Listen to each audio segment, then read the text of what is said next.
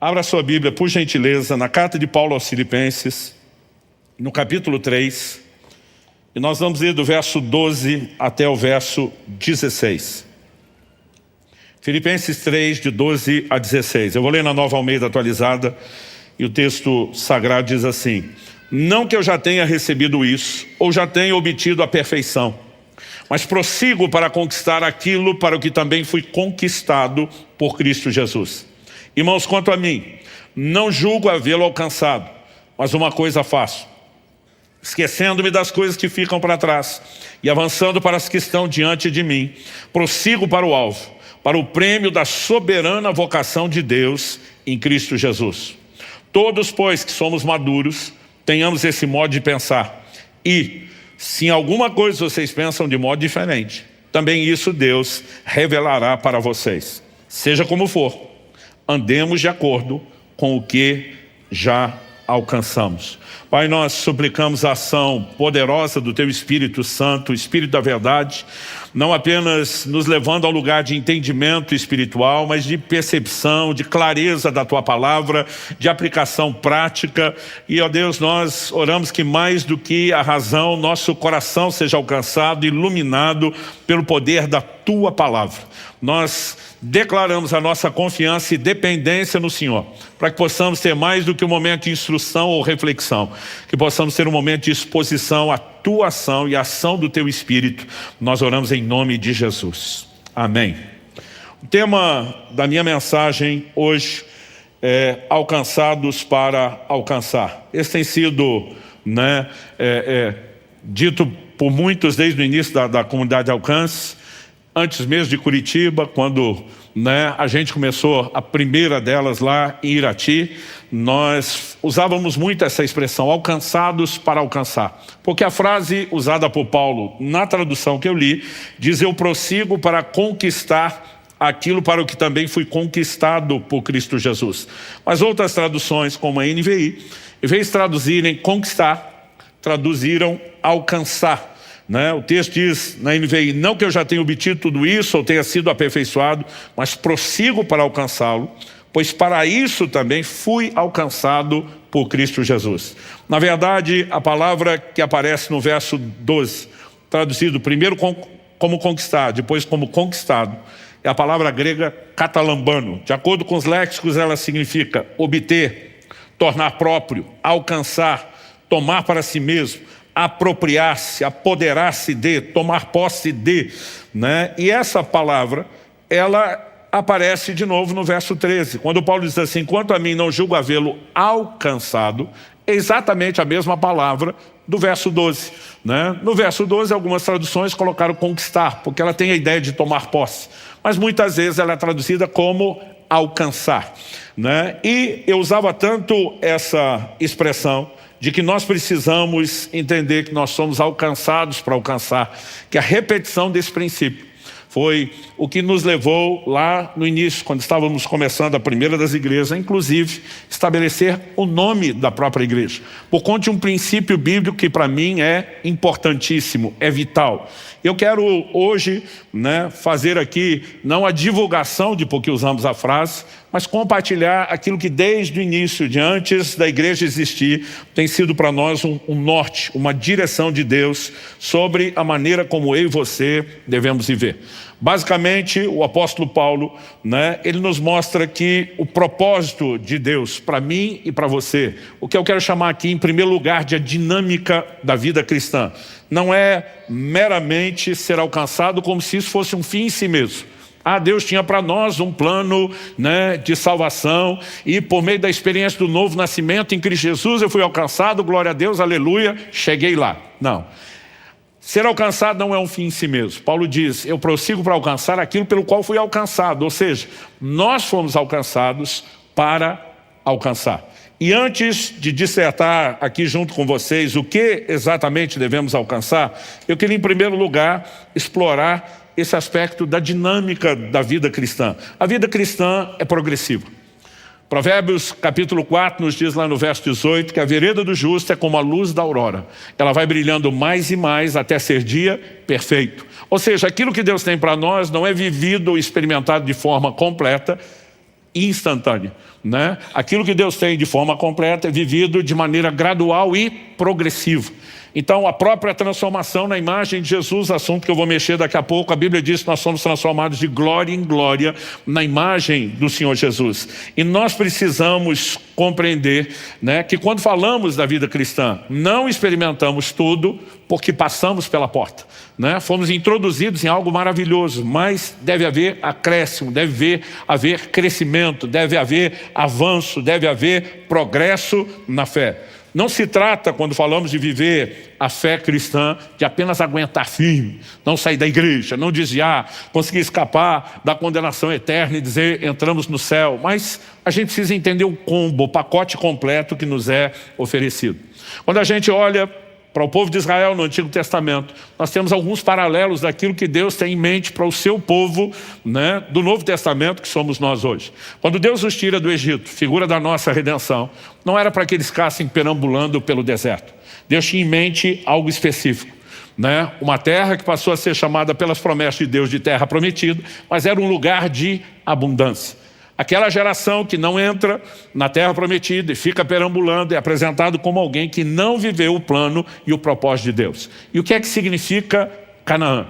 Quando eu era garoto, né, a gente cantava algumas canções, né, a respeito de estar caminhando para Canaã. E quando a gente falava disso, era como se Canaã fosse o céu. Na verdade, Canaã não figura o céu. Quando eles chegam no limiar da terra, eles entendem que eles têm que lutar para possuir aquilo que Deus tem, que haverá gigantes. Quando eu e você chegamos no céu, nós não vamos ter que lutar por mais nada, nós só vamos desfrutar, né, daquilo que está à nossa disposição. Canaã fala de um lugar de plenitude espiritual.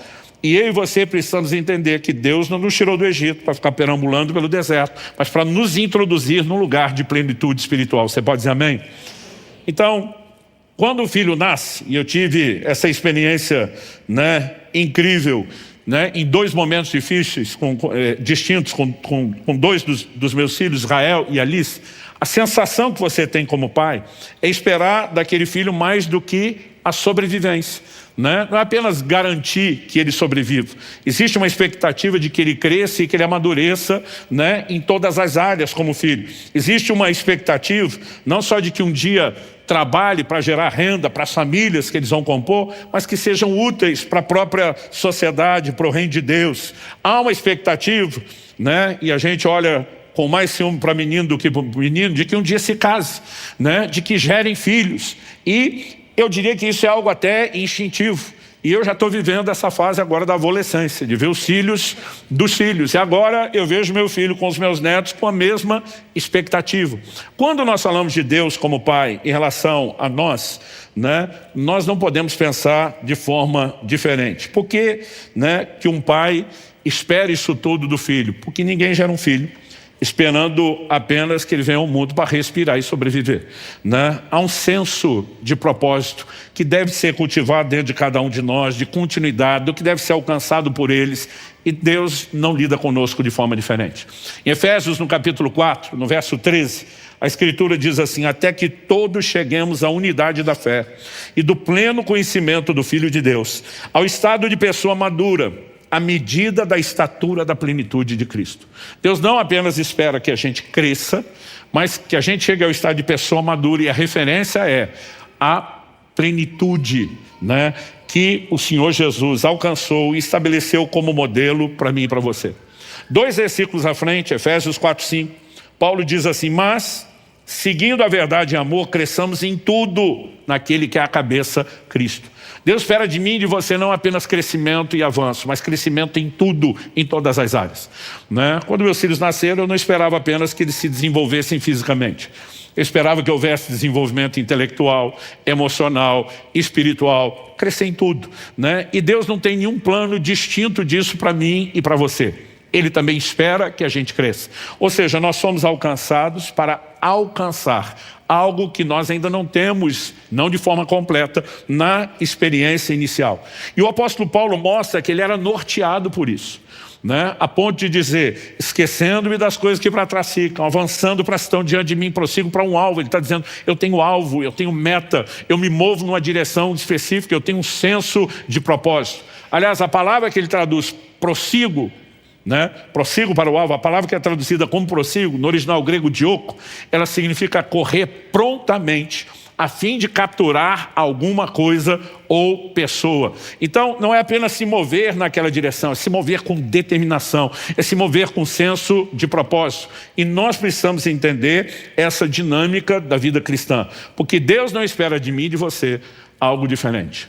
Somos alcançados para alcançar.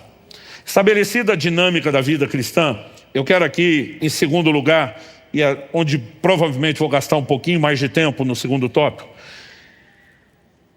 entender o alvo. Quando Paulo diz, eu prossigo para o alvo, e ele diz que eu fui alcançado para alcançar, então o alvo compõe as coisas que devem ser alcançadas, eu e você precisamos entender o alvo, o que nós devemos alcançar. Eu queria, se você estiver anotando, vale a pena, né, registrar, eu queria passar por 4 aspectos distintos. Eu vou repetir de vez em quando para tentar ajudar a memorização daqueles que não estão anotando. Mas o primeiro tópico diz respeito à essência da vida cristã. Ao motivo pelo qual eu e você devemos crescer, que eu apontei aqui em Efésios 4:3. Não apenas chegar ao estado de pessoa madura, mas à medida, né, da estatura da plenitude de Cristo. Ou seja, Cristo é o modelo, é a referência. Em Romanos, no capítulo 8, no verso 29, a Bíblia diz, aos que dantes conheceu, Deus também os predestinou. Predestinar é destinar de antemão. Ou seja, Deus estabeleceu um destino antes da nossa existência. Ou seja, é claro que Ele espera que a gente siga nessa direção. Aos que dantes conheceu, também os predestinou. Para quê? Para que fossem conformes à imagem de seu Filho, Jesus Cristo. O Evangelho não se resume em nenhuma outra coisa, a não ser que eu e você precisamos nos tornar semelhantes a Jesus. É por isso que eu me recuso, né, a abraçar, aceitar ou propagar qualquer forma de mensagem do Evangelho que não envolva reproduzir a imagem de Jesus. As pessoas hoje em dia tentam apresentar uma versão da graça que te permite viver de uma forma diferente daquilo que Jesus foi e do modelo que Ele estabeleceu. Não dá para concordar com isso, porque a graça é um recurso para vivermos esse modelo de Deus, aquilo que Deus sonhou e planejou desde o início. Em 1 de João 2,6 a Bíblia diz, quem diz estar nele em Cristo, deve andar como Ele também andou.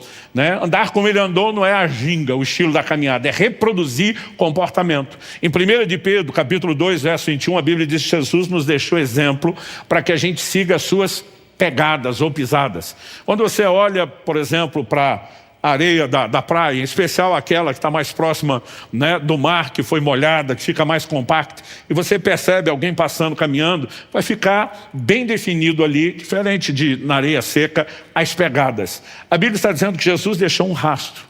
Isso significa que a gente deve não apenas ir pelo mesmo caminho, mas para colocar o pé na pegada, você tem que andar até no passo que Ele caminhou. Nós temos que reproduzir o seu estilo de vida, o seu comportamento. É por isso que em 1 Coríntios 11:1, o apóstolo Paulo diz, sede meus imitadores, como eu sou de Cristo.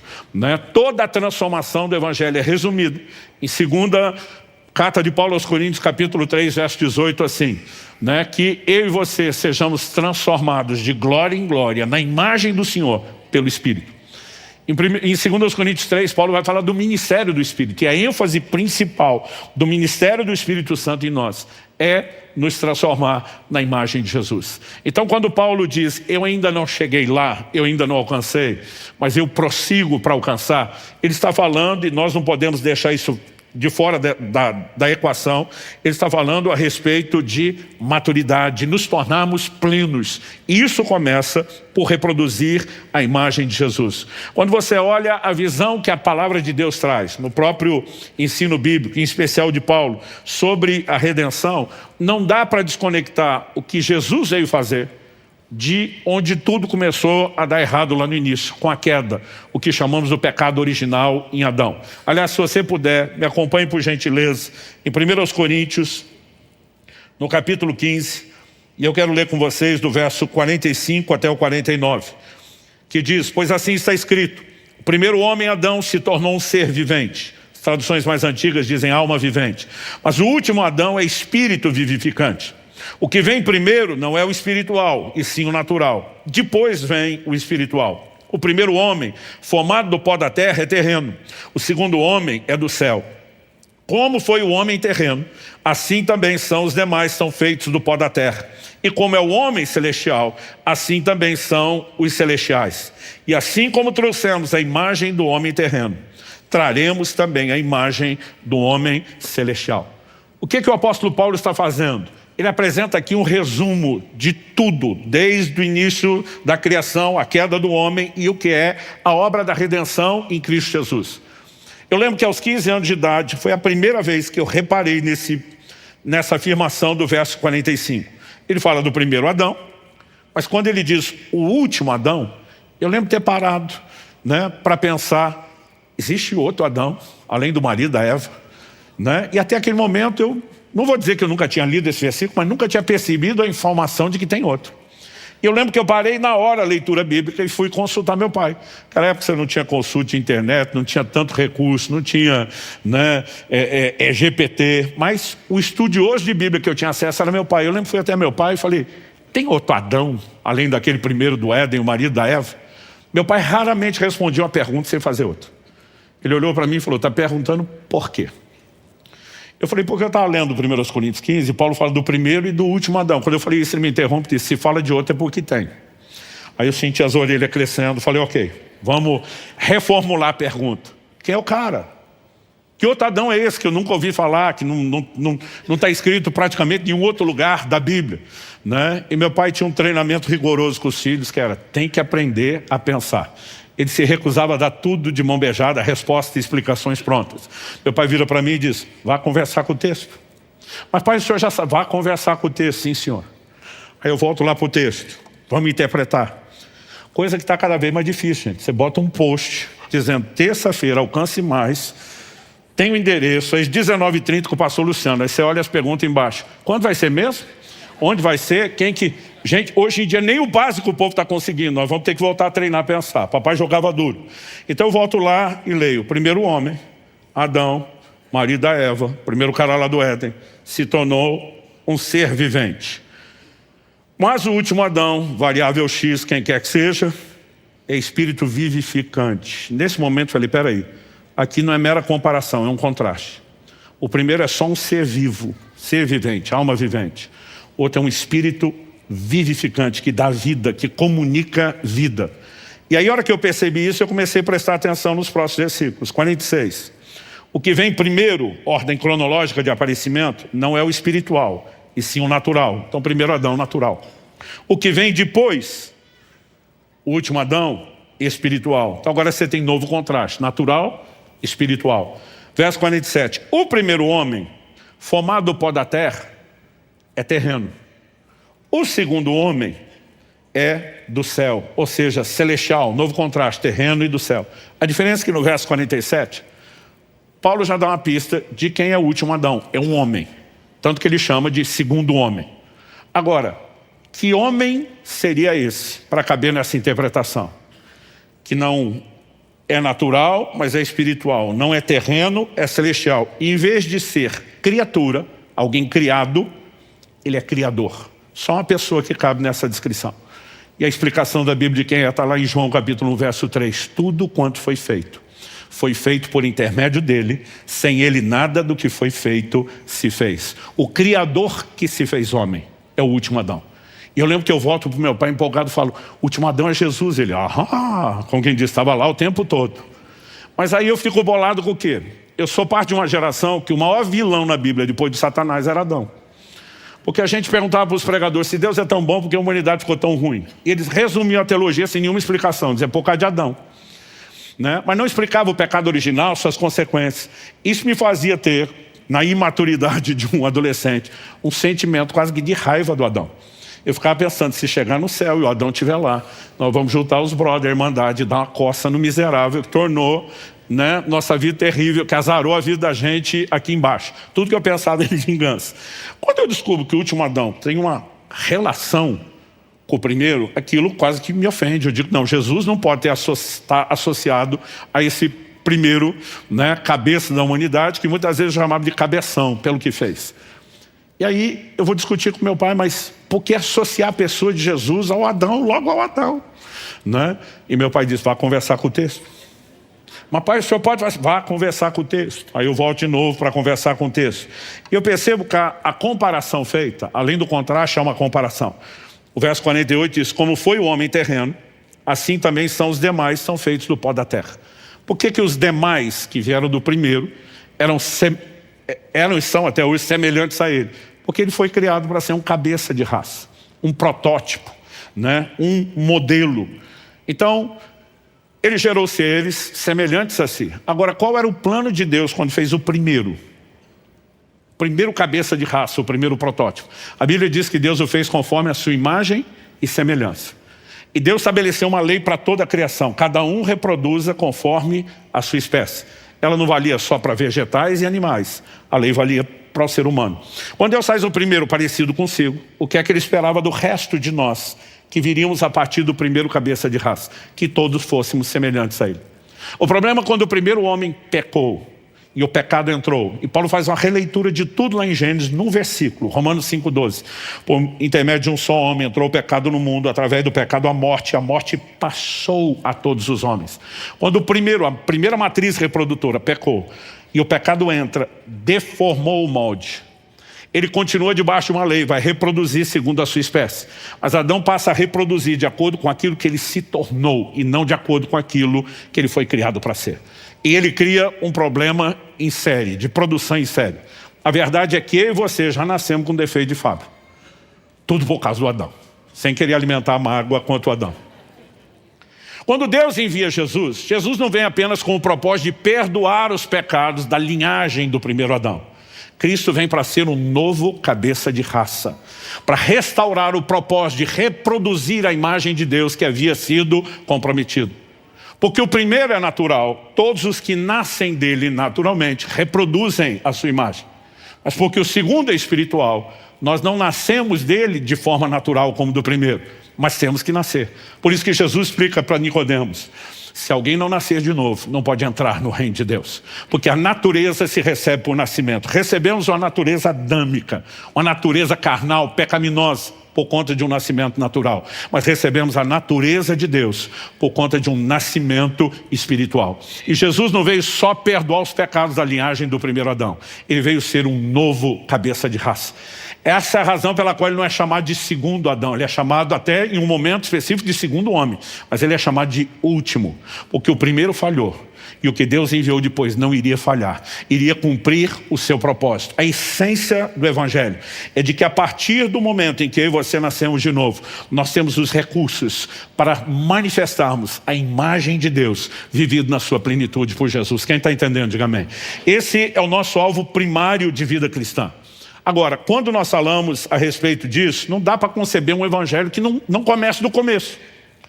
Em João, no capítulo 3, no verso 30, nós temos uma declaração de João Batista. Convém que ele cresça e que eu diminua. Ela é feita num contexto de que o ministério de João Batista está minguando. Ele está batizando cada vez menos gente, Jesus cada vez mais. Ele está dizendo, gente, convém que ele cresça, ele vai aparecer, ele vai ganhar o cenário. E eu tenho mesmo que sumir, né? Já deu minha hora, já cumpri o meu propósito. Mas quando nós falamos da formação da imagem de Cristo em nós, que não é instantânea, o apóstolo Paulo escreve aos Gálatas, diz no capítulo 4, né? Ele faz a seguinte afirmação, meus filhinhos, porque de novo sinto dores de parto até que Cristo seja formado em vós. Essa transformação, como eu disse, na imagem de Jesus não é instantânea. Ela é gradual, ela é progressiva e ela precisa acontecer. Então, é justo que a gente tome a afirmação de João Batista, ainda que ela tenha sido dito por ele num contexto ministerial, mas para falar de transformação. E reproduza como fazemos nas nossas canções. Convém que ele cresça e que eu diminua, né? Que a imagem dele ganhe cada vez mais volume e expressão, que o caráter de Cristo prevaleça e que eu e você possamos entender o que significa estar crucificado, morrer para nós mesmos, para que a vida de Cristo se manifeste por intermédio de nós. Esse é o ponto central do Evangelho. Quando as pessoas pregam apenas um evangelho que promete bênçãos e melhoria de uma vida terrena, né, sem começar pelo princípio, né, isso se torna ou acaba se tornando uma deturpação do Evangelho. Quando as pessoas apresentam apenas uma versão de bênçãos, como se isso fosse mais importante do que a própria salvação, isso se torna uma deturpação do Evangelho. Porque o próprio Paulo vai dizer em 1 Coríntios 15, se é só para essa vida que esperamos em Cristo, nós somos de todos os homens os mais dignos de lástimas. Outra tradução só diz os mais infelizes. Agora, isso não significa que se entendemos o que é ser transformado na imagem de Jesus e que a salvação é de fato algo importantíssimo, isso não significa que Deus não tenha mais nada para fazer na nossa vida terrena. Então, o aspecto prioritário daquilo que devemos buscar, a manifestação da imagem de Jesus em nós. Mas, dentro desse contexto, a gente precisa lembrar, né, que eu e você precisamos alcançar a nossa herança. E quando eu falo da nossa herança, eu quero dividir em dois aspectos. O primeiro deles é salvação no sentido de abraçar a redenção e entrar nesse processo. Mas o segundo envolve um combo que eu chamaria de consequências, de efeitos colaterais, que Deus quer produzir na minha e na sua vida, que também envolve as bênçãos de Deus. Porque o fato disso não poder ser apresentado como um substituto da transformação na imagem de Jesus, não significa que essas bênçãos devam ser jogadas fora. Então, se quem prega uma bênção em transformação, né, na imagem de Jesus está adulterando o Evangelho, quem tenta dizer que é só ser parecido com Jesus, sem nenhuma intervenção de Deus do lado de cá, também está tentando subtrair algo. E nós precisamos entender que é um combo, um pacote completo. Mas eu quero começar falando a respeito da salvação. Em 1 de Pedro, no capítulo 1, no verso 9, o apóstolo Paulo diz assim, para que alcanceis o fim da vossa fé, a salvação das vossas almas. Essa ideia de fim, né, ela foi traduzida na Nova Almeida atualizada como obtendo o alvo. Ou seja, é fim no sentido de propósito final da vossa fé, a salvação da alma. O próprio Jesus questiona em Marcos 8, 36 a 38, de que adianta o homem ganhar o mundo inteiro e perder a sua alma. Né? Tem muita gente de conta bancária cheia e coração vazio. Agora, tem gente de coração cheio, né, e que não precisa necessariamente viver só de conta bancária vazia. Porque muitas vezes as pessoas estão quase que pregando que você tem que escolher entre uma coisa e outra. O mais importante, evidentemente, é que a gente compreenda o que Deus tem, a gente tem a perspectiva de eternidade, a gente entenda que melhor do que qualquer conforto, felicidade ou bênção terrenas são passageiras, os valores espirituais vêm em primeiro lugar, estão acima e são mais importantes e de fato devem ser buscados. Quando eu falo da salvação, a gente tem uma responsabilidade de interagir com aquilo que Deus oferece. Em Atos capítulo 2, verso 40, né, o apóstolo Pedro diz, salvai-vos dessa geração perversa. Quando ele joga no imperativo, salvem-se vocês, significa que embora a salvação é algo disponibilizado por Deus, a gente tem que se posicionar, a gente tem que interagir. Mas a mesma escritura que fala a respeito daquilo que está à minha e à sua disposição, ela também nos fala a respeito da responsabilidade que nós temos de consolidar e de não abortar aquilo que Deus iniciou. Na segunda epístola de Pedro, no capítulo 1, nos versos 10 e 11, o apóstolo diz, por isso, irmãos, procurem com empenho cada vez maior confirmar a vocação e eleição de vocês. Porque fazendo assim, com empenho cada vez maior, confirmando a vocação e eleição, vocês jamais tropeçarão. Verso seguinte, 11. Pois dessa maneira é que lhe será amplamente concedida ou suprida a entrada no reino eterno de nosso Senhor e Salvador Jesus Cristo.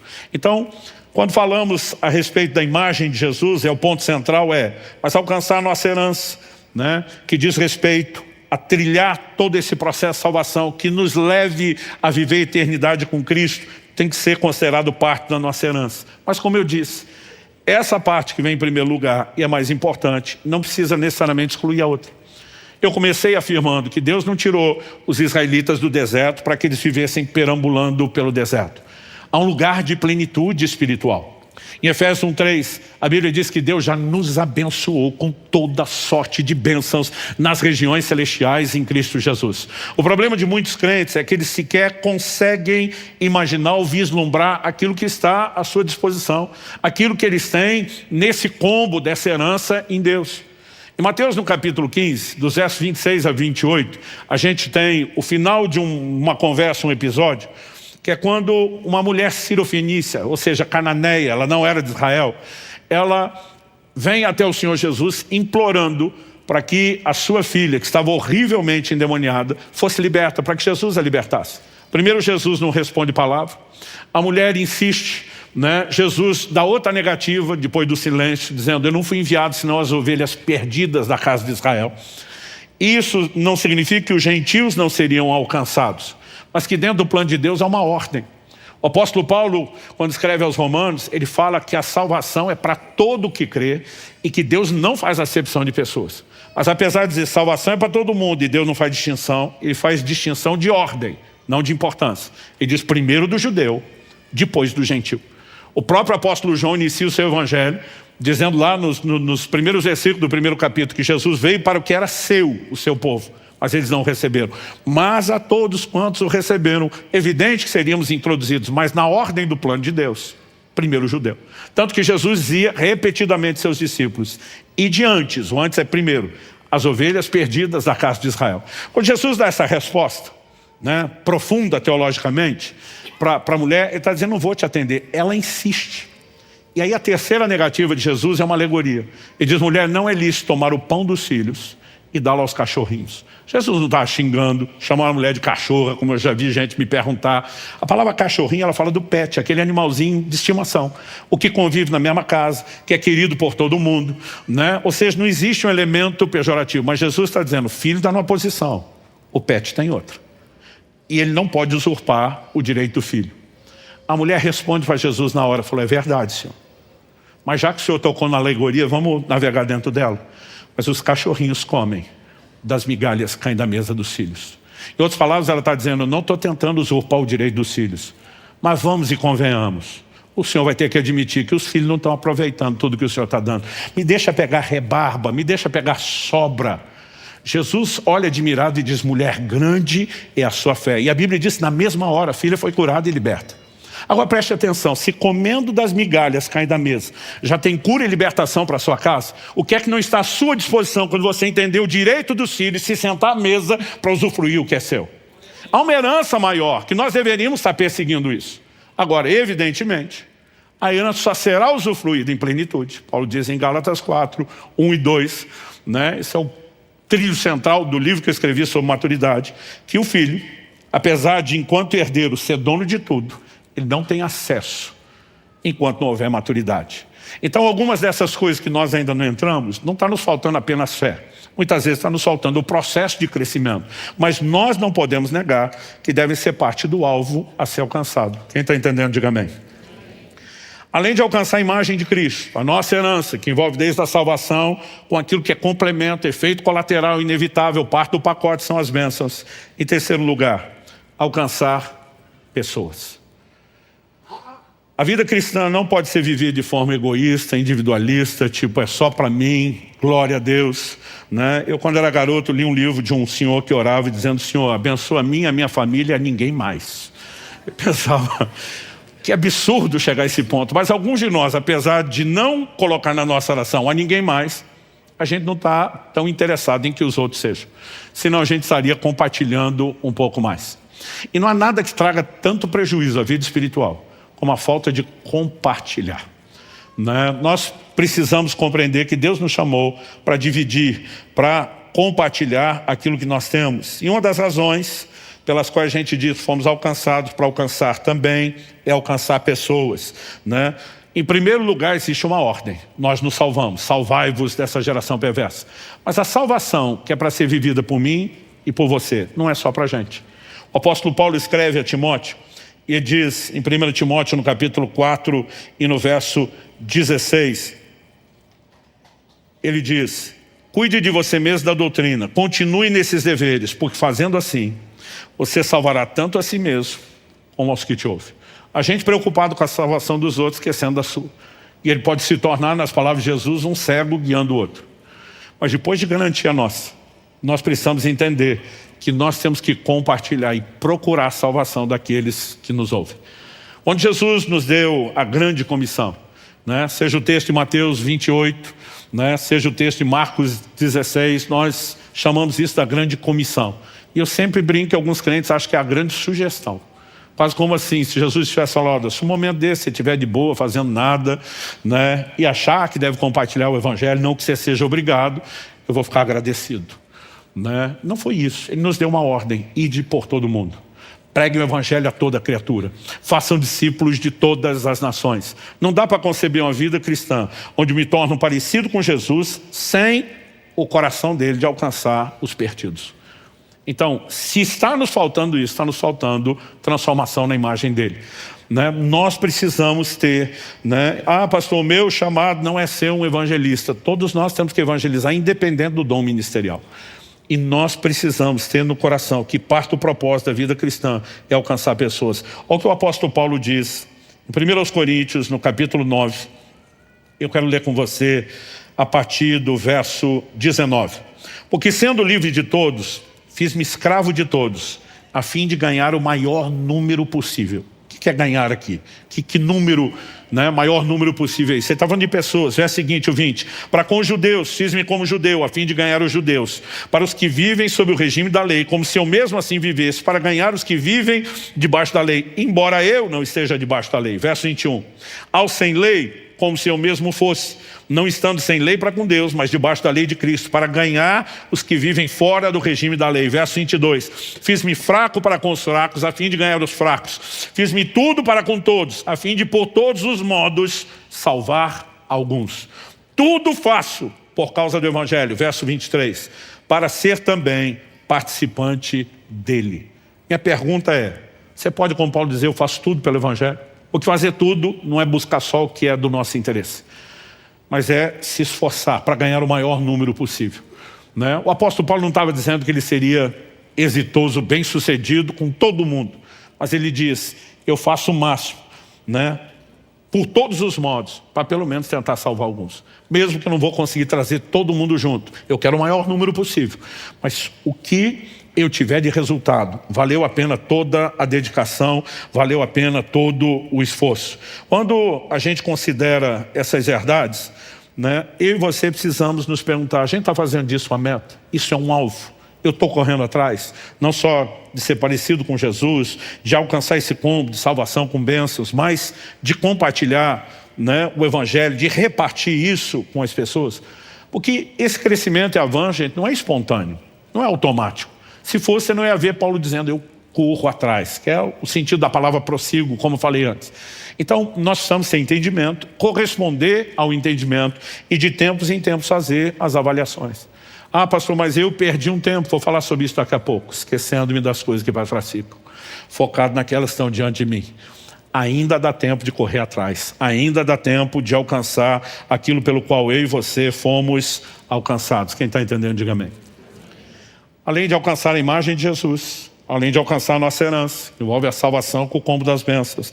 Além de, em terceiro lugar, alcançar as pessoas, eu quero te encorajar a alcançar o propósito personalizado de Deus para a sua vida.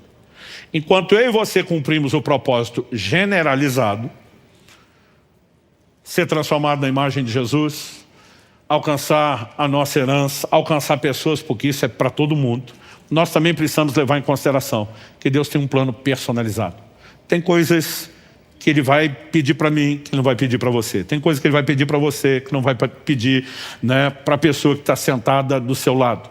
E a Bíblia fala muito desse propósito personalizado.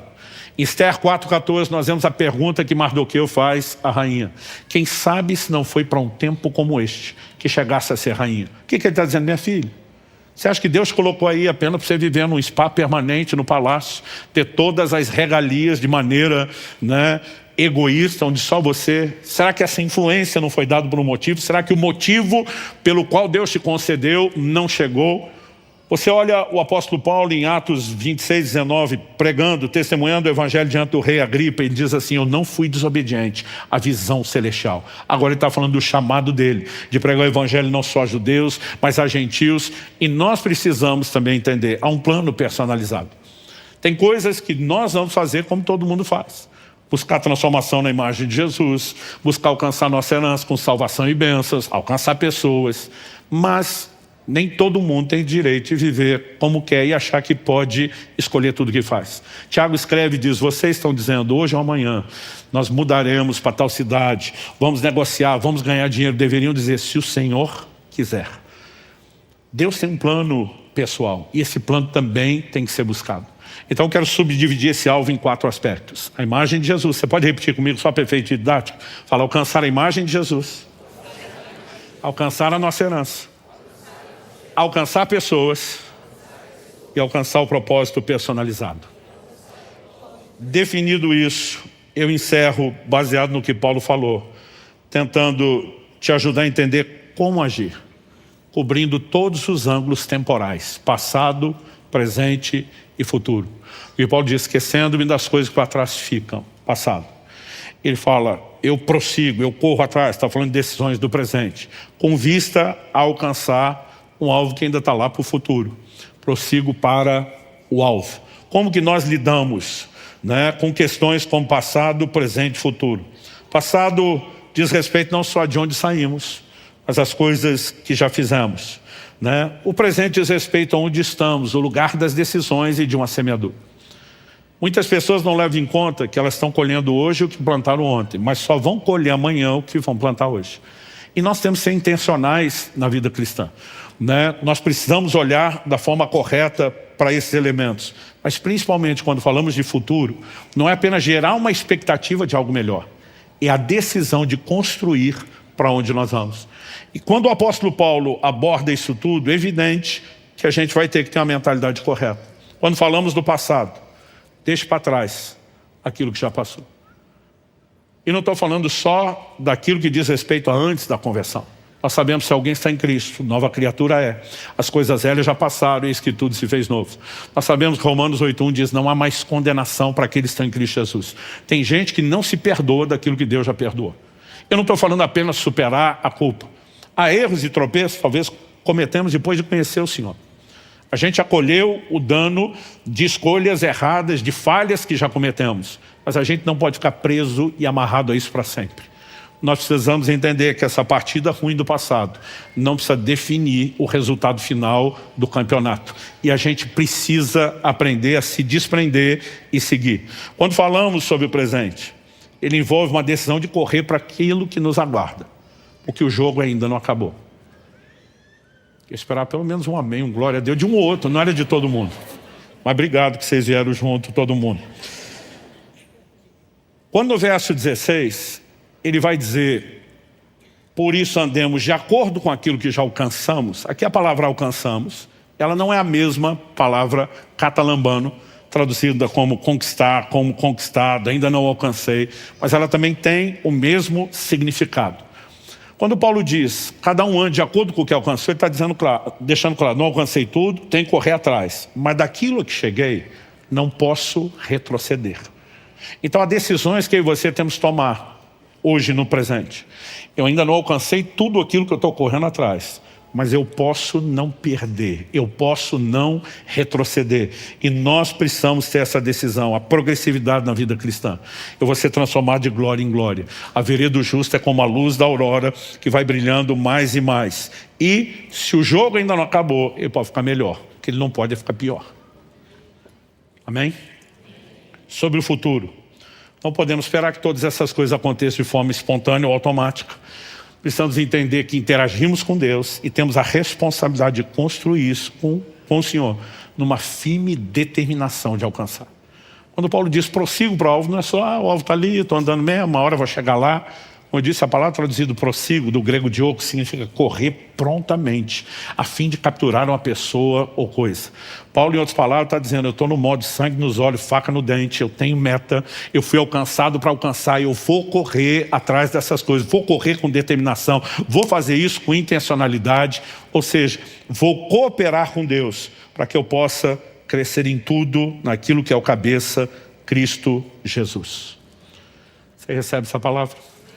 Quero que você fique em pé para parecer que está acabando.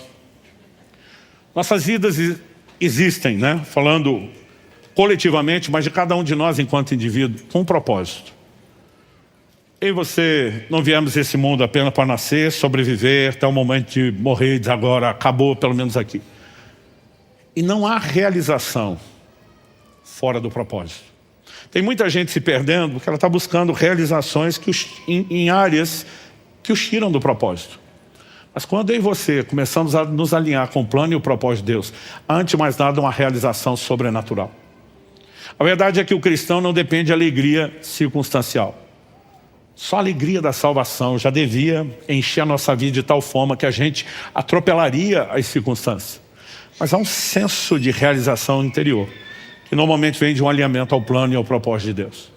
E quando nós estamos cumprindo, nós estamos trabalhando na contramão daquilo que Deus tem. Eu lembro de uma ilustração que eu ouvia desde criança, que o mar morto só é morto porque ele recebe, mas não compartilha a água. Ele está centenas de metros abaixo do nível do mar. E a água que corre para lá não tem para onde escoar. Então para onde ela sai?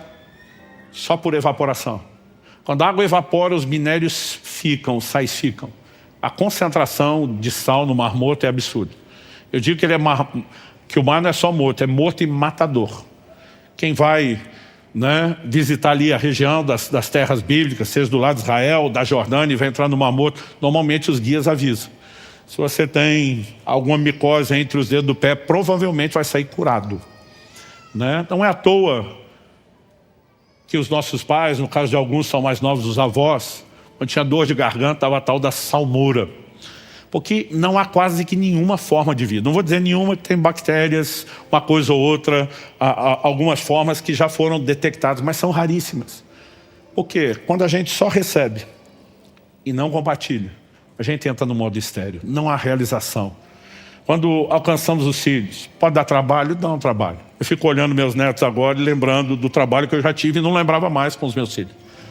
Do trabalho que meu filho está tendo agora. Porque vocês sabem que vô não troca fralda. Vó é mais mole. Vó curte, aproveita, brinca. A hora que chora diz, toma que o filho é seu. Mas eu fico me lembrando, e meu filho me lembra disso o tempo todo, que toda hora ele fica agradecendo. Pai, eu também te deixava noites mal dormidas. Sim, me perdoa. Quero dizer o quanto eu sou grato. Eu falo, gente, o filho muda a vida de qualquer um. Mas ao mesmo tempo que existe alguns estresses, a alegria que os filhos trazem na casa é algo impressionante. Na vida da gente. E eu e você precisamos sempre estar acompanhando pessoas, alcançando, depositando nelas. Há sempre uma realização que é maior do que o trabalho que isso proporciona. Não importa a área que nós estamos falando, se estamos seguindo na direção correta, haverá um senso de realização. Se está nos faltando isso, é um bom termômetro de que há questões que nós temos que avaliar. Eu te encorajo a repensar isso não apenas aqui e agora. Uma das razões pelas quais nas células, durante a semana, a gente procura mastigar de novo a palavra, é para criar uma cultura de avaliação, de aplicação prática. Mas o que vai fazer diferença não é só se você vai pensar ou ouvir outros que pensaram. É se você de fato vai orar, trabalhar a respeito. E eu espero que você saia daqui com um entendimento. Ser alcançado não era um fim em si mesmo. Nós somos alcançados para alcançar a imagem do Senhor, a nossa herança, pessoas e o propósito divino. E se ao longo do caminho falhamos, não vivemos ainda da maneira como deveríamos, a gente esquece o que fica para trás. A gente toma decisões claras e a gente constrói o nosso futuro. Pai, eu oro por cada um dos meus irmãos e irmãs aqui presentes e por aqueles que nos acompanham por meio dessa transmissão, ou mesmo posteriormente por meio de uma gravação. Eu oro que nesse momento o Senhor não apenas fale, mas haja no coração de cada um. Que haja aplicação prática da Tua palavra, personalizada. Que haja a manifestação da Tua graça e do poder do Teu Espírito Santo.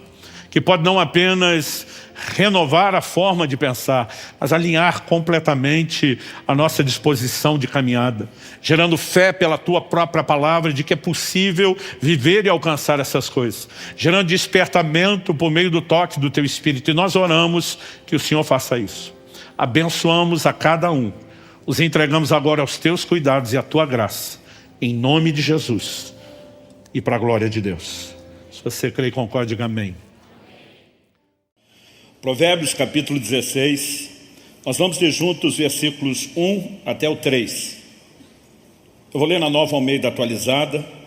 E o texto sagrado diz assim: o coração do ser humano pode fazer planos, mas a resposta certa vem dos lábios do Senhor. Todos os caminhos de uma pessoa são puros aos seus próprios olhos, mas o Senhor sonda o espírito. Entregue as suas obras ao Senhor, e o que você tem planejado se realizará. Meu Deus, declaramos mais uma vez nossa confiança e dependência no Senhor e na ação do Teu Espírito. Nós oramos que hoje, ó Deus, seja de fato real, verdadeira na vida de cada um de nós, a declaração da Tua palavra, lâmpada para os meus pés e a Tua palavra, luz para o meu caminho. Nós oramos por orientação prática, nós oramos por aquele direcionamento dos céus, que nos leva não só a entender princípios, mas aquela capacidade de corresponder contigo, de viver aquela aplicação que só o Senhor pode fazer. Pai, oramos por um ambiente sobrenatural, da ação do Teu Espírito no íntimo de cada um de nós, e Te damos glória, honra e louvor pela certeza daquilo que o Senhor fará. Em nome de Jesus. Amém. Bom, eu quero tomar esse texto como ponto de partida e como trilho. O que realmente me interessa aqui é o verso 2. Todos os caminhos de uma pessoa são puros aos seus próprios olhos, mas o Senhor sonda o Espírito. No entanto, essa afirmação ela vem dentro de um contexto, é por isso que a gente lê o versículo anterior e também o versículo posterior. E quando avaliamos o contexto, o verso 1 fala dos planos do coração. Significa que é lá no íntimo que nós planejamos, que nós tomamos decisões, embora na vida daqueles que amam e servem ao Senhor, Deus quer dirigi-los e é Ele quer dar a resposta, Ele que quer nos conduzir. O verso 2 fala que os caminhos de uma pessoa, fruto das suas escolhas, do seu planejamento, são puros aos seus próprios olhos. E como contraponto dessa avaliação humana do que seria bom como caminho, nós temos um contraste de um Deus que sonda o Espírito. Essa palavra traduzida na Nova Almeida Atualizada, que eu li, sonda o Espírito, na Almeida Revista Atualizada, aliás, em todas as versões de Almeida, das mais antigas, a corrigida, a revisada, Almeida Fiel, né, que são traduções por literalidade, nós temos o que consta exatamente no original: o Senhor pesa os espíritos. No entanto, o Espírito, que não é algo material, que não tem volume, não pode ser literalmente pesado. Então, a maioria das traduções mais novas, as chamadas por equivalência e não por literalidade, elas tentam dar o sentido da afirmação. A Nova Almeida Atualizada, que eu diz, em vez de pesa, usa a expressão sonda. A NVI, a Nova Versão Internacional, diz que o Senhor avalia o Espírito. A NVT, a Nova Versão Transformadora, diz que Deus examina as intenções de cada um. A Nova Tradução, na linguagem de hoje, diz: o Senhor julga as intenções. Basicamente, a Bíblia está falando de que Deus sonda o nosso íntimo, né? E Deus está procurando avaliar, pesar, sondar o quê? Aquilo que nos dirige, que nos leva a planejar, a tomar decisões. O tema da minha mensagem hoje é: avalie suas motivações. Quando falamos de motivações, nós estamos falando de algo que é mais sério, é mais impactante, é mais importante do que talvez a maioria de nós mensuramos. Normalmente nós temos uma ideia e um conceito de que o erro está relacionado àquilo que nós fazemos. Mas a definição da Bíblia de erro não se limita ao que alguém faz. Muitas vezes está relacionado ao como. Então, por exemplo, Tiago 4,2 diz: nada tendes porque não pedis. Eu sempre dou esse exemplo. Alguns crentes não recebem Deus porque não oram. Mas o verso seguinte, Tiago 4,3 diz: pedis e não recebeis porque pedis mal. Então alguns estão fazendo coisas certas, como orar, mas estão fazendo do jeito errado. Às vezes a característica do erro não é o que se faz, é como se faz.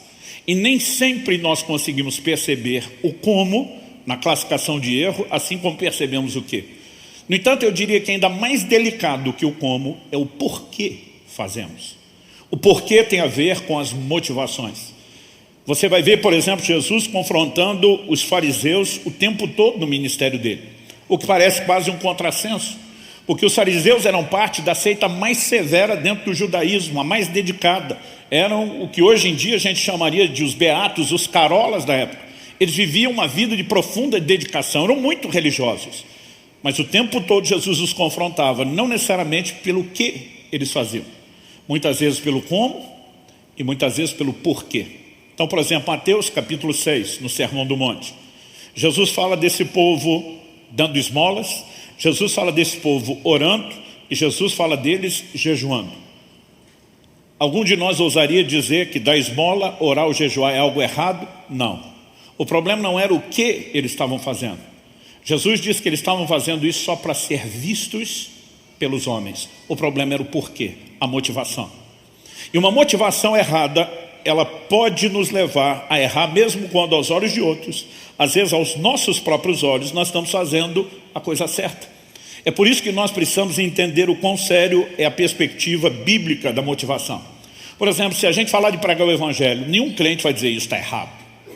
Mas alguém pode fazer a coisa certa, que é pregar o evangelho, por motivos errados. Um exemplo bíblico.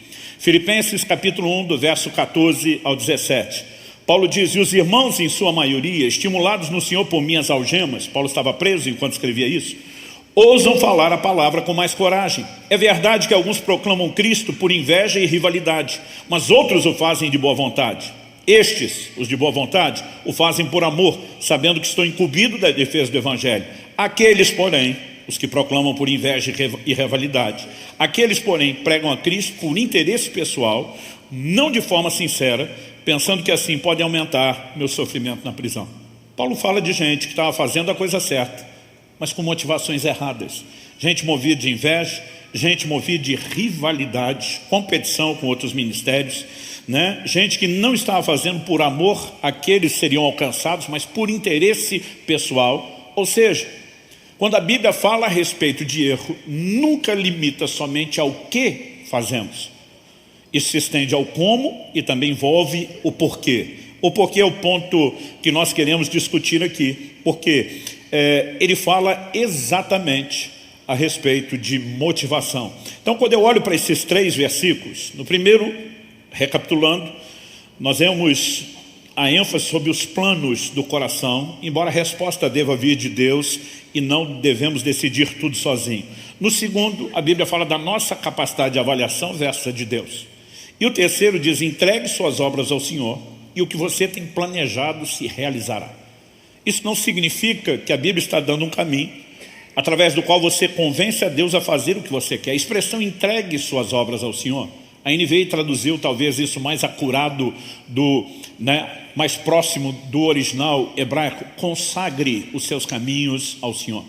Em outras palavras, o Deus que nos deu a capacidade de escolher, de tomar decisões, Ele espera que nós nos aliemos com Ele. Não apenas com aquilo que Ele quer em relação ao que fazer, mas também em relação ao que Ele espera de nós quando falamos do como, quando falamos do porquê. Quando existe esse nível de entrega, de rendição, de consagração, de alinhamento, nós podemos ter certeza que a bênção de Deus se manifestará sobre os nossos planos. No entanto, quando a motivação é errada, por mais nobre que possa parecer aquilo que eu e você estamos tentando fazer, nós podemos ser parados nesse processo pelo próprio Deus. Então eu gostaria que a gente pudesse discutir o assunto, e cada um dos 3 tópicos que eu quero abordar são 3 perguntas. Eu particularmente gosto muito de fazer questionamentos quando estou lendo os textos bíblicos, quando estou meditando nos princípios que o próprio Deus nos propõe. Sempre eu gosto de fazer perguntas que tentem me ajudar a chegar a conclusões. E eu quero fazer 3 perguntas. A primeira delas é, o que está no coração? Nós estamos falando de planos, obviamente as decisões se tomam no coração e nós precisamos aprender a avaliar isso na perspectiva bíblica. Depois, em segundo lugar, eu quero que eu e você possamos fazer um segundo questionamento. O segundo questionamento é o que influencia o coração. Depois de entendermos o que entra no coração e como se processam as decisões, quais são as influências que o coração pode ter, inclusive externas. Para só depois de discutir essas 2 coisas, eu entrar no elemento prático que tem a ver com o foco da mensagem. Como avaliar o coração, ou o lugar onde se processam as nossas motivações. Então vamos lá. Eu quero que a gente possa começar avaliando a importância do coração, não apenas como lugar onde se faz planos, mas onde, além de tomarmos decisões, o que se passa lá acaba afetando todo o curso da nossa vida. Em Provérbios, no capítulo 4, no verso 23, a Escritura diz, sobre tudo o que se deve guardar. Há muitas coisas que nós devemos guardar, no nosso relacionamento com Deus, no nosso patrimônio de vida espiritual, em todo o escopo das coisas que Deus nos concede, como, por exemplo, proteger nossas casas, as famílias. Mas a Bíblia diz, sobre tudo o que você deve guardar, guarde o seu coração. Por que a Bíblia coloca o coração como uma das coisas que mais precisam ser protegidas? O texto diz, sobre tudo que se deve guardar, Provérbios 4, 23, guarda o teu coração, porque dele procedem as fontes da vida. O que afeta o coração do lado de dentro, afetará nossas decisões, nosso estilo de vida e aquilo que nós fazemos do lado de fora. Alguém disse com muita propriedade que para poluir um rio, você não precisa andar todo o curso e extensão do rio tentando sujar as águas. Basta ir à fonte, poluir a fonte. Se você poluir a fonte, aquela poluição, aquela sujeira se espalha por todo o rio. Quando a Bíblia diz guarda o seu coração, porque ali estão as fontes da vida, Deus está dizendo, se isso for maculado, macula o restante da sua vida, o restante dos seus atos, o restante das suas ações. Então acredito que em primeiro lugar, nós precisamos entender o como decisões, valores, se alinham dentro do nosso coração, para a partir disso transbordar. Em determinado momento, Jesus ensinando aos judeus que durante muito tempo foram orientados a entender a necessidade de guardarem-se de determinados alimentos considerados impuros. Jesus explica que não é aquilo que entra no homem que produz impureza, e ele se referia aos alimentos. Jesus diz, o problema está naquilo que sai. E é nessa hora que ele diz, porque é do coração do homem que procedem, e ele começa a fazer uma lista de pecados. Basicamente ele está dizendo que o mal que transborda por meio das nossas ações começa no coração. Mas nós precisamos entender que, por outro lado, a Escritura também diz que o bem que transborda por meio de nossas escolhas, decisões e ações, ele também começa no coração. O coração é o nosso QG, o nosso quartel-general, é o lugar de tomada de decisões. E eu e você precisamos entender a importância que isso tem. A Bíblia fala de Deus confrontando pessoas que queriam coisas certas por motivos errados. A Bíblia também fala de Deus ajudando pessoas que estavam indo fazer a coisa errada, mas por motivos certos. E quando nós falamos dos motivos lá no coração, nós precisamos entender que isso pode levar Deus a nos barrar em relação ao que tentamos conseguir até em nome dele, ou Deus pode simplesmente nos parar e nos impedir de pecar, porque é um coração correto. Então eu quero te dar alguns exemplos bíblicos para que a gente foque nisso. O primeiro está lá no capítulo 8 do livro de Atos. E antes de falar do que eu quero falar no capítulo 8 do livro de Atos, eu quero fazer um comentário interessante. Eu estudei alguns meses num instituto bíblico aos 18 anos de idade, e eu lembro que uma das aulas que eu tive num daqueles meses era sobre o livro de Atos. E o professor, pastor que lecionava aquela aula, ele tinha uma didática, uma forma de ensino muito dinâmica. E uma coisa que revolucionaria para mim, não só aquele estudo do livro de Atos, mas a maneira de ler a Bíblia, foi uma metodologia que ele implementou conosco os alunos. Então, por exemplo, nós teríamos 15 aulas. Uma foi a aula introdutória e ele anunciou as demais 14 aulas. Ele disse, vocês têm um livro-texto, mas eu não vou me prender só ao livro-texto. O livro de Atos tem 28 capítulos. Nas próximas 14 aulas, ele falou, nós vamos estudar 2 capítulos do livro de Atos por aula. E diz, eu quero antes de cada aula, valendo ponto para a prova, que vocês me tragam sempre um resumo de 2 eventos principais por capítulo. 2 coisas chamam a sua atenção, de você disse aqui, merece estar classificado entre eventos principais. Ele disse, você não vai trazer isso pronto.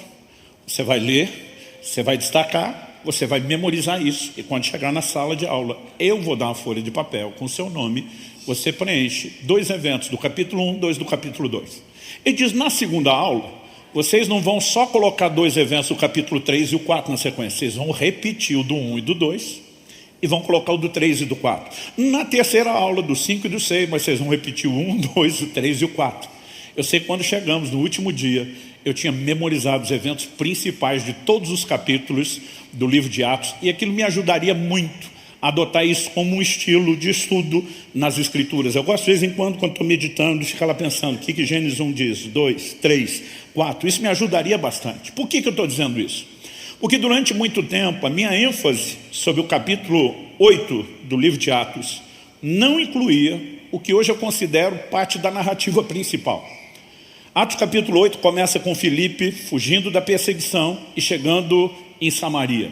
Em Samaria ele prega o evangelho, nós temos um avivamento, algo extraordinário acontece. Depois de tudo que aconteceu ali, nós vemos Deus tirando Filipe do cenário, para que Filipe toque a vida de um etíope que voltava de Jerusalém. A tradição diz que esse homem espalharia o evangelho por toda a Etiópia. Então lá atrás, nos meus 2 principais eventos do capítulo de 8, a ser entregues para o professor, eu tinha dito que os eventos principais eram a chegada do evangelho em Samaria, e depois a evangelização de Filipe, ao etíope, que espalharia o evangelho para a nação inteira.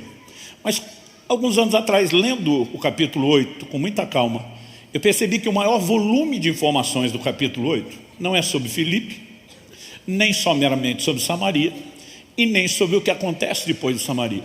O maior volume de versículos está relacionado a um homem que a Bíblia chama de Simão, o mágico.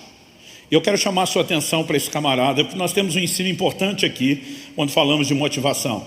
Em Atos capítulo 8, de 9 a 13, a Bíblia diz assim: havia naquela cidade um homem chamado Simão, que praticava artes mágicas e deixava o povo de Samaria admirado.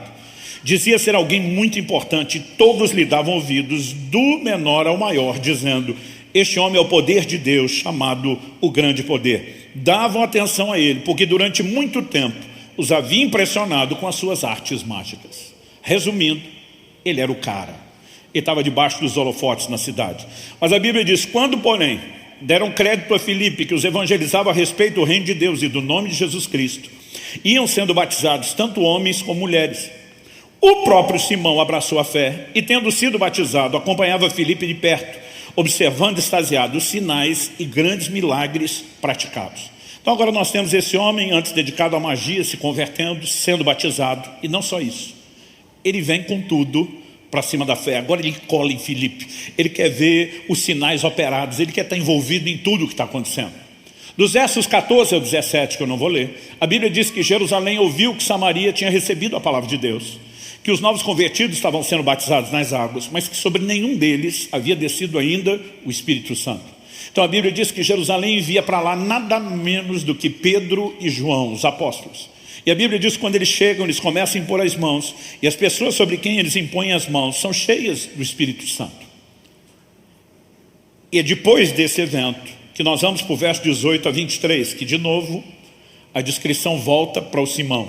A Bíblia diz: quando Simão viu que, pelo fato de os apóstolos imporem as mãos, era concedido o Espírito Santo, ofereceu-lhes dinheiro, dizendo: dei também a mim esse poder, para que a pessoa sobre a qual impuser as mãos receba o Espírito Santo.